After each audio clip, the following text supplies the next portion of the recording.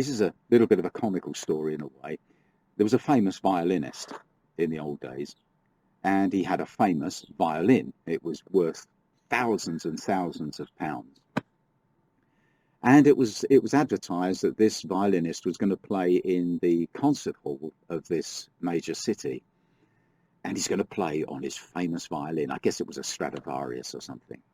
And he was going to play on this violin, and people were excited about it. And they wanted to see and hear this violin as much as they wanted to see the violinist. Both were of interest to them. And so the tickets were sold like hotcakes, and people turned up on the evening, and they waited. And on came the violinist onto the stage, and he began playing the sweetest music you can imagine, filling the concert hall with wonderful notes, wonderful melodies. They were enraptured. They were wondering at this wonderful sound, this sound that was coming from this very expensive violin.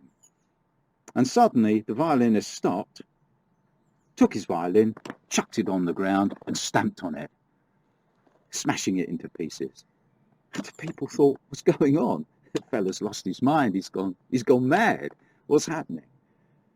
And suddenly the manager came over to the microphone and he said these words. He said, "Friends," he said, "the violinist has not been playing on the multi-thousand-pound violin yet. The instrument you have heard, he bought at a second-hand shop for just a few pounds. He will play on the multi-thousand-pound violin now." And so he did. And there were very few people there that could tell the difference between the multi-thousand-pound violin and the cheap second-hand violin, which is interesting, isn't it?